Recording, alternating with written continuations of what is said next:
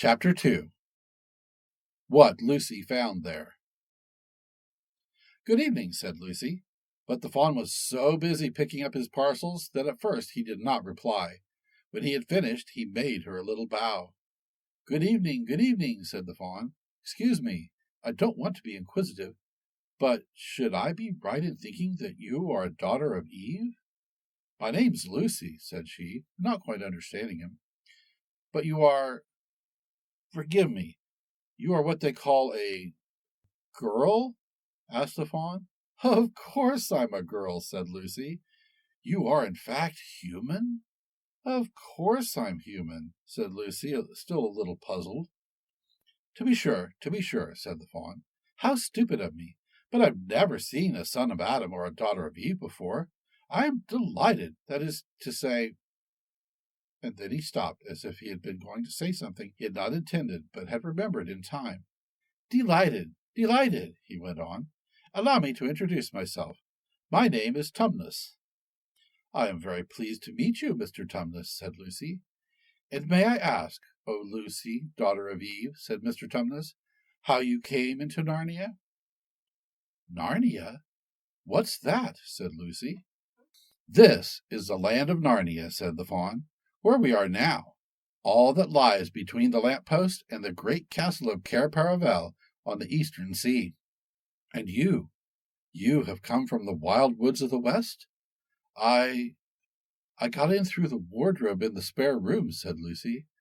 "Ah," said Mr. Tumnus in a rather melancholy voice, "if only I had worked harder at geography when I was a little fawn, I should no doubt know all about those strange countries. It is too late now." "But they aren't countries at all," said Lucy, almost laughing. "It's only just back there. At least, I'm not so sure. It is summer there." "Meanwhile," said Mr. Tumnus, "it is winter in Narnia, and has been for ever so long, and we shall both catch cold if we stand here talking in the snow. Daughter of Eve from the far land of Spare Room, where the eternal summer rains surround the bright city of Wardrobe, how would it be if you came and had tea with me?" "Thank you very much, Mr. Tumnus," said Lucy, "but I was wondering whether I ought to be getting back." "It's only just round the corner," said the fawn, "and there'll be a roaring fire, and toast, and sardines, and cake." "Well, it is very kind of you," said Lucy, "but I shan't be able to stay long."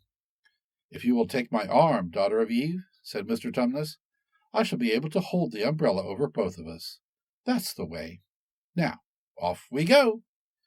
And so Lucy found herself walking through the wood, arm in arm with this strange creature, as if they had known one another all their lives.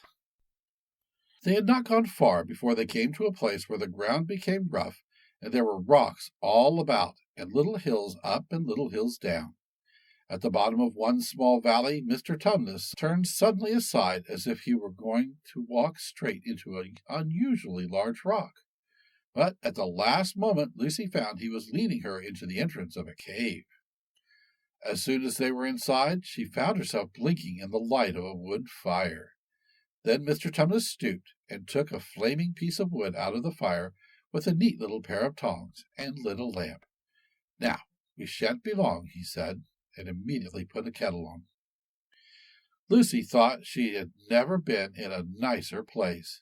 It was a little, dry, clean cave of reddish stone, with a carpet on the floor and two little chairs. "One for me and one for a friend," said Mr. Tumnus, "and a table and a dresser and a mantelpiece over the fire, and above that a picture of an old fawn with a gray beard. In one corner there was a door which Lucy thought must lead to Mr. Tumnus's bedroom, and on one wall was a shelf full of books. Lucy looked at these while he was setting out the tea things. They had titles like The Life and Letters of Silenus, or Nymphs and Their Ways, or Men, Monks, and Gamekeepers, a Study in Popular Legend, or Is Man a Myth?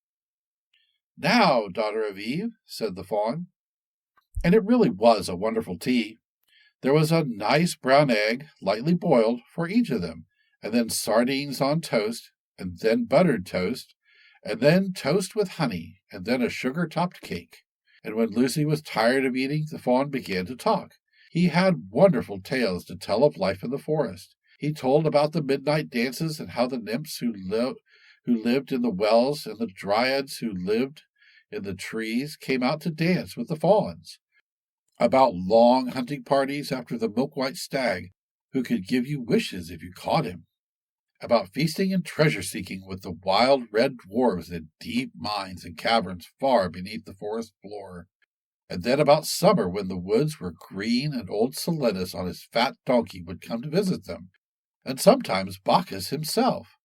And then the streams would run with wine instead of water, and the whole forest would give itself to jollification for weeks on end. Not that it isn't always winter now, he said gloomily. Then, to cheer himself up, he took out from its case on the dresser a strange little flute that looked as if it were made of straw, and began to play. And the tune he played made Lucy want to cry and laugh and dance and go to sleep all at the same time. It must have been hours later when she shook herself and said, "Oh, Mr. Tumnus, I'm so sorry to stop you, and I do love that tune, but really I must go home. I only meant to stay for a few minutes." "It's no good now, you know," said the fawn, laying down his flute and shaking his head at her very sorrowfully. "No good?" said Lucy, jumping up and feeling rather frightened. "What do you mean? I've got to get home at once. The others will be wondering what has happened to me." But a moment later she asked, "Mr. Tumnus, whatever is the matter?" For the fawn's brown eyes had filled with tears, and then the tears began trickling down his cheeks, and soon they were running off the end of his nose, and at last he covered his face with his hands and began to howl. "Mr. Tumnus, Mr. Tumnus," said Lucy in great distress. Don't! What is the matter? Aren't you well? Dear Mr. Tumnus, do tell me what is wrong." But the fawn continued sobbing as if his heart would break. And even when Lucy went over and put her arms around him and lent him her handkerchief, he did not stop. He merely took the handkerchief and kept on using it, wringing it out with both hands whenever it got too wet to be any more use, so that presently Lucy was standing in a damp patch. "Mr. Tumnus," bawled Lucy in his ear, shaking him, "do stop! Stop it at once! You ought to be ashamed of yourself, a great big fawn like you. What on earth are you crying about?" Oh, oh, oh, sobbed Mr. Tumnus. "I'm crying because I'm such a bad fawn." "I don't think you're a bad fawn at all," said Lucy. "I think you are a very good fawn. You are the nicest fawn I've ever met." Oh, you wouldn't say that if you knew," replied Mr. Tumnus between his sobs. No, I'm a bad fawn. I don't suppose there ever was a worse fawn since the beginning of the world." "But what have you done?" asked Lucy. "My old father now," said Mr. Tumnus. "That's his picture over the mantelpiece. He would never have done a thing like this." "A thing like what?" said Lucy. "Like what I've done," said the fawn.